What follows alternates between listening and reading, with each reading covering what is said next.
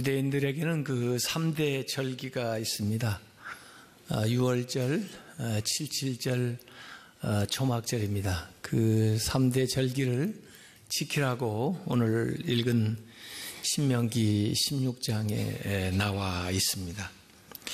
물론 이 3대 절기가 성경 여러 군데에 조금 명칭이 약간씩 다르게 기록되어 있어서 또 주의해서 읽지 않으면은 혼돈을 할 그런 염려가 있는데요. 6월절은 그 이스라엘이 애굽에서 해방되어 나온 것을 기념하는 절기로서 어려웠을 때를 기억하면서 그 무교병, 그 발효되지 않은 떡을 먹는 그런 또 쓴 나물을 먹는 그런 절기이기 때문에 6월절이라고도 하고 무교절이라고도 하는 그 같은 절기입니다. 그런가 하면 이 77절은 그 보리 추수를 하는 때부터 시작돼서 밀을 추수할 때까지 7주간 동안 계속되는, 그래서 77절이라 하는데 지금 말하는 맥추절과 같은 절기이고, 그리고 사실은 오순절하고 같이 77은 49 해서 그렇게 쓰이기도 하는 절기입니다. 오순절 하면은 주로 십경을 받은 날이고, 그날 또 성령을 우리가 받은 것으로 기억하기도 합니다만은, 이 맥추절은 그 어려운 시기 지나고 보리지만은 첫 번째 이제 수확을 해서 하나님께 감사하는 그런 절기죠. 사실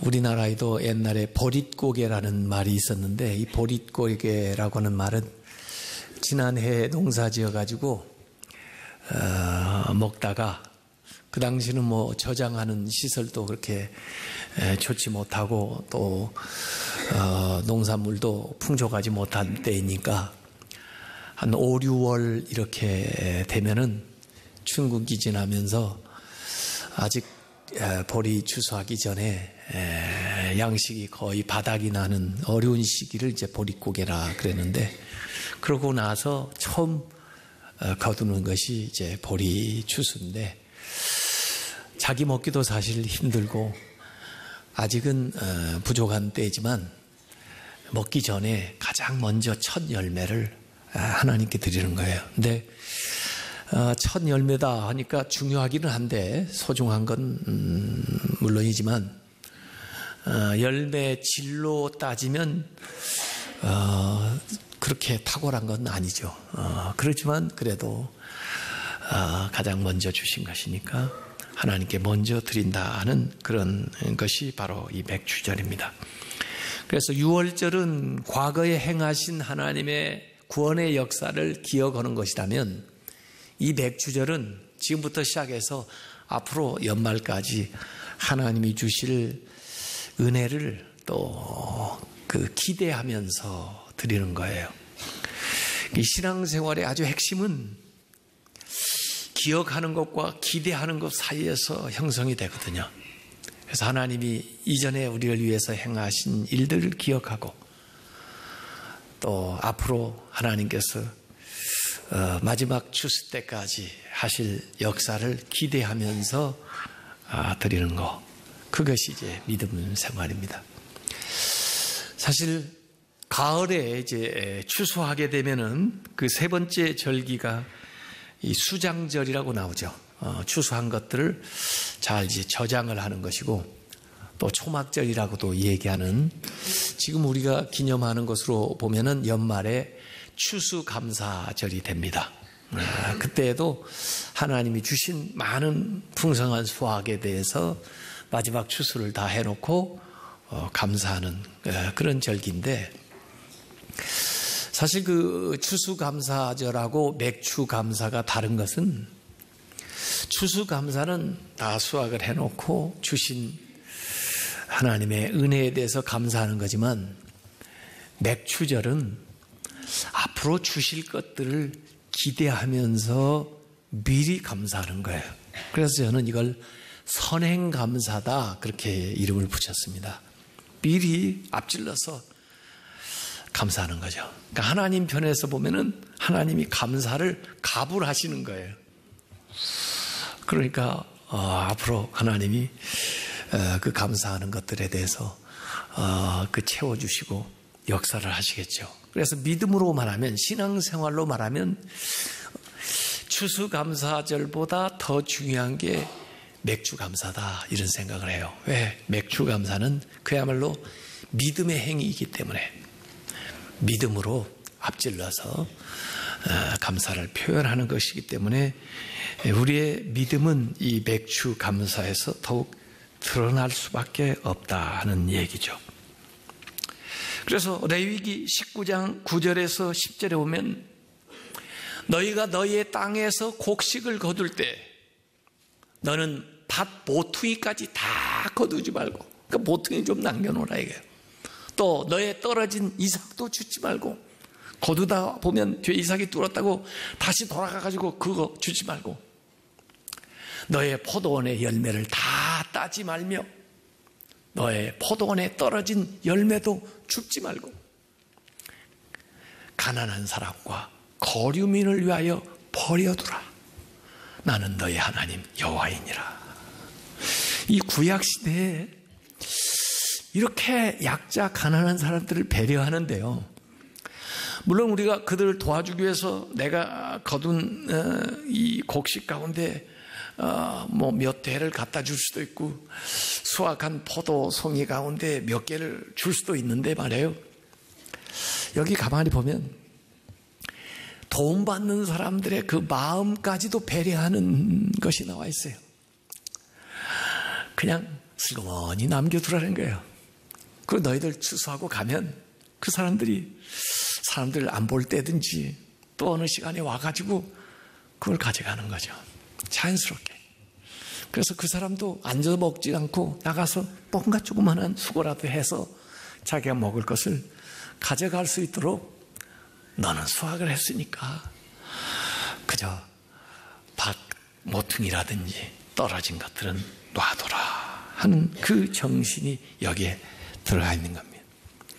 그래서 이스라엘 사람들은 이 절기 때마다 성경을 읽는 것들이 있는데요, 에스더 같은 책은 불임절에 그 책을 읽으면서 기념을 해요.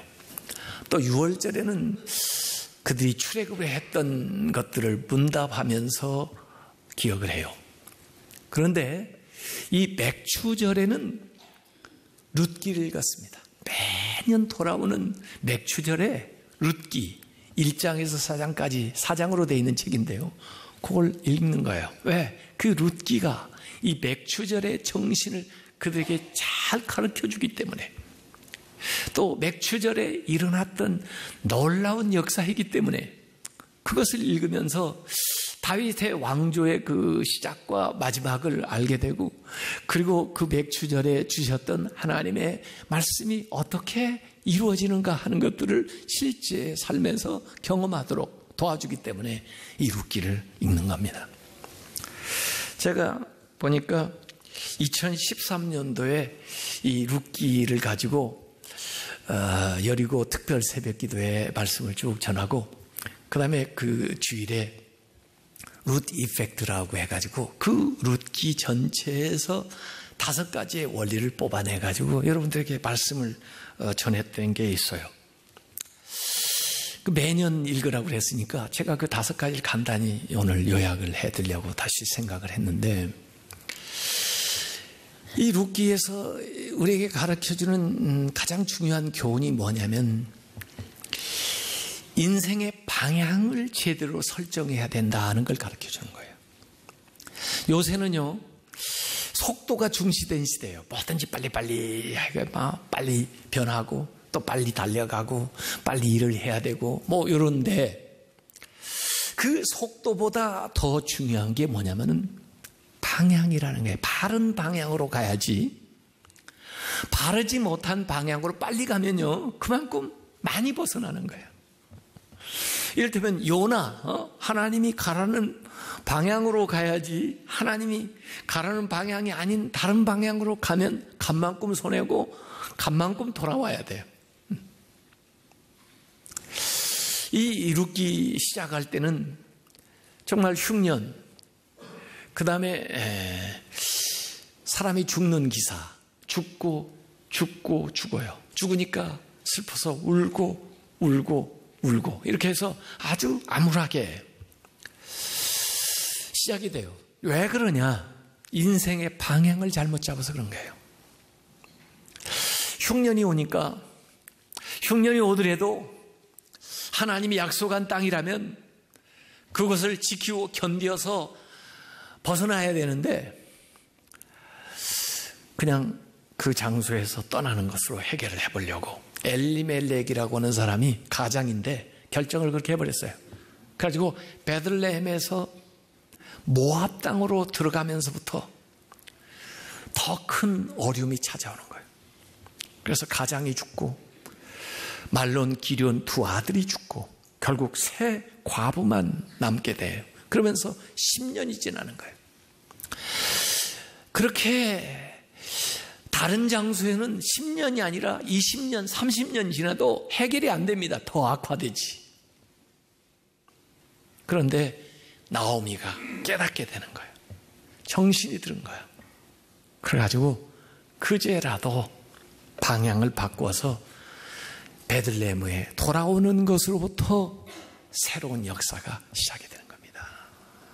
그래서 이 룻기는 우리에게 우리의 삶의 좌표를 다시 한번 살펴볼 것을 얘기하는 거죠. 자, 오늘에 와서 내 삶을 돌이켜보는 거예요. 내가 정말 바른 방향에 바른 길을 가고 있는가 말이에요. 혹시 어려움이 있더라도 그렇게 가고 있다면 괜찮아요. 조금 견디면 돼요. 시간이 지나면 해결될 수 있어요. 그러나 내가 있어야 할 곳에 있지 않고 다른 곳을 향해 가고 있다면 지금이라도 빠르면 빠를수록 방향을 돌이켜야 된다는 거죠. 탕자의 비유도 그래요. 아버지 집에서 떠나가지고 다른 곳에 가 있으니까 계속해서 연속해서 어려운 일이 더 가중되죠.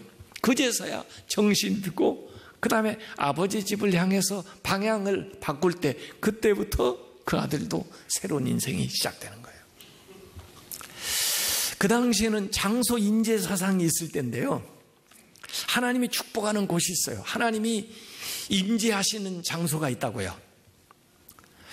그래서 아브라함도 원래는 우상을 만들던 그 이방, 물론 자기 고향이지만 그곳에 살다 있던 아브라함을 하나님께서 부르시는 거예요. 약속의 땅으로.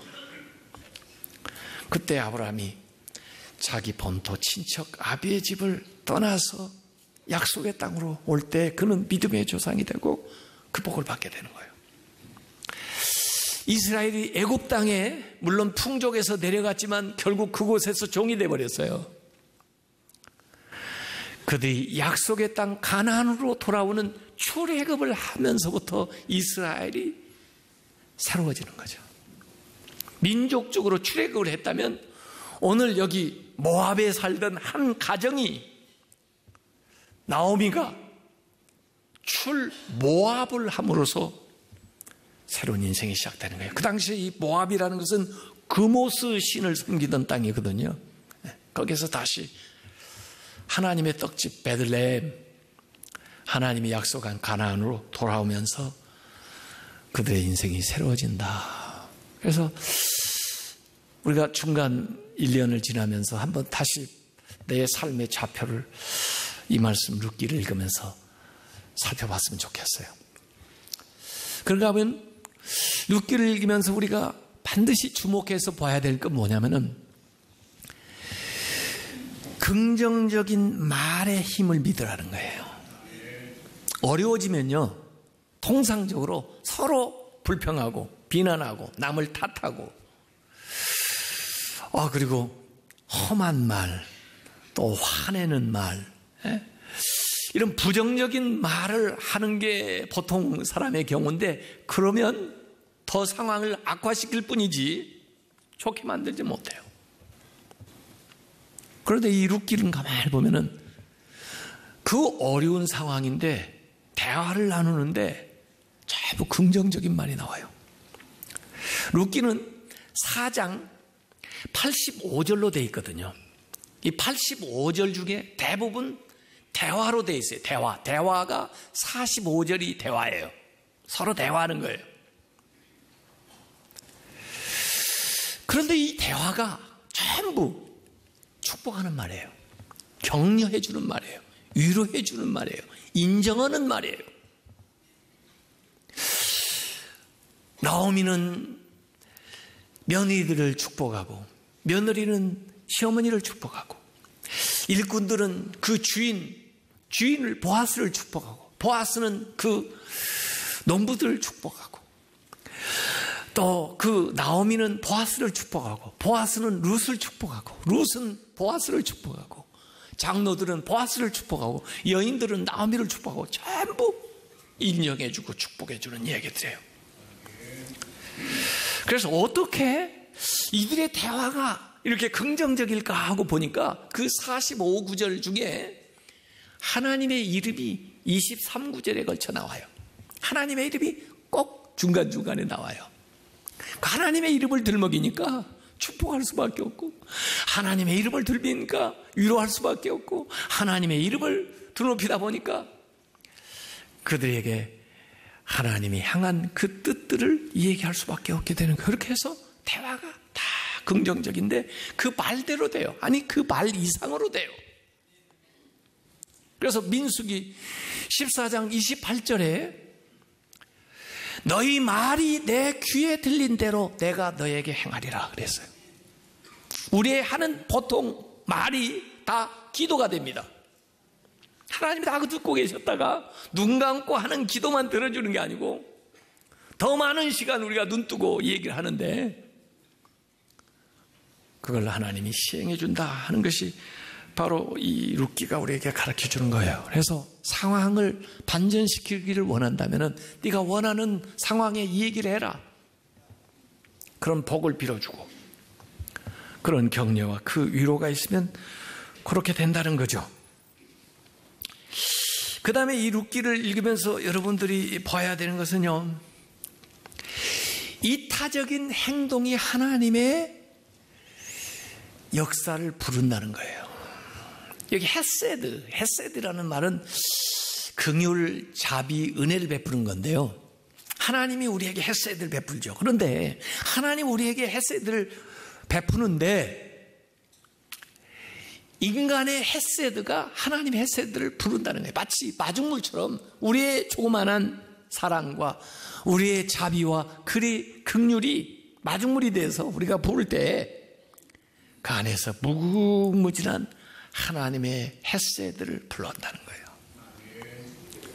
그래서 여기 보면은 그냥 자연스러운 것보다는 이타적인 행동을 하는 사람들이 복을 받아요. 이 나오미의 며느리가 둘이 있잖아요. 큰 며느리가 오르바고 작은 며느리가 룻이에요. 자연적인 혈연적인 관계로 보면은 오르바가 시어머니를 모시다가 오르바가 복을 받아야 그건 그냥 자연적인 건데 그러지를 않고 둘째 며느리 룻이 복을 받아요. 근데 그 차이가 뭐냐면은 이기적인 것과 이타적인 것의 차이예요. 자기만 생각하는 사람은 그 복을 못 받아요.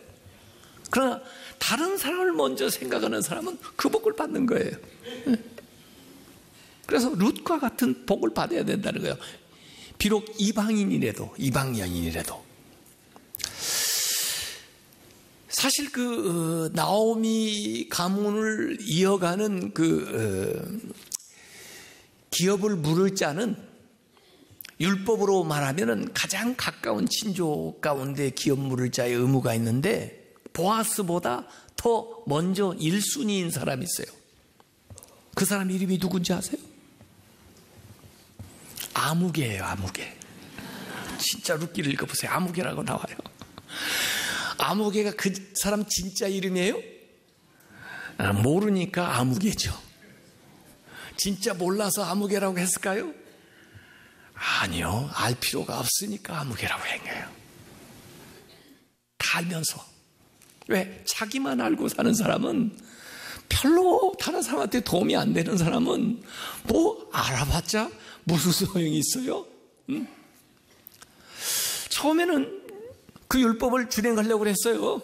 의무를 해볼까도 했어요. 그러나 결국 그 사람이 안 하게 된 것은 자기에게 손해가 될 거 해서 이기적인 거죠. 그래서 탈락되는 거예요. 보아스가 자연적으로 된 게 아니에요. 그냥 율법대로 된 게 아니에요. 그의 의지적인 결단으로 그 책임을 자기가 스스로 자원해서 짊어진 거예요. 이타적인 행동을 한 거예요, 이 보아스가. 그래서 복을 받은 거죠. 오늘 아까 도입 영상도 보았습니다마는 내가 지금 베푸는 사랑이요, 어떻게 얼마나 큰 것이 돼서 나한테 돌아올지 몰라요. 예. 그러나 이타적인 삶을 사는 사람은 그 사람을 통해서도 받을 수 있고 하나님이 그에게 베풀 수도 있는 거예요. 삶의 어느 과정을 통해서 오게 된다. 이것을 이 룻기를 읽으면서 저희들이 배우는 거예요. 그래서 어떻게 내가 세상에 약한 사람들에게 지금 힘이 되어줄 수 있을까? 어떻게 나만 먹고 살지 않고 이 어려운 시기에 이타적인 삶을 살아갈 수 있을까 하는 것을 이 룻기를 통해서 배우는 거죠. 그 다음에 이 룻기를 통해서 우리가 하나 더 알아내야 된다 하는 게 뭐냐면 실행력이에요. 실행력, execution, 액션이에요. 아무리 좋은 생각을 많이 한다고 해서 우리가 좋은 사람이 되는 게 아니에요. 좋은 행동을 해야 좋은 사람이 되는 거지. 아무리 사업에 대한 좋은 구상을 가지고 있다고 해서 부자가 되는 게 아니에요. 한 가지라도 실천에 옮겨야죠. 대개 세상에 성공한 사람들은요, 한 1%의 사람들인데 나머지 사람들도 사실은 그런 아이디어가 전부 있었다는 거예요. 근데 99%의 사람은 생각만 하고 지나갔고 1%의 사람만이 그걸 실행에 옮겼다는 거예요. 그래서 그 열매를 거두는 거죠. 이 나오미하고 루시오, 정말 그 당시의 사회에서 통념상 이해할 수 없는, 그러나 그들이 기도하고 준비해서 결정적인 시간에 실행에 옮기는 그 결단, 그걸 통해서 단번에 문제가 해결돼요. 보아스도 역시 더 지체하지 않고 그 일을 시행하는 걸 통해서 그 문제를 매듭짓는 이야기가 여기에 나와요.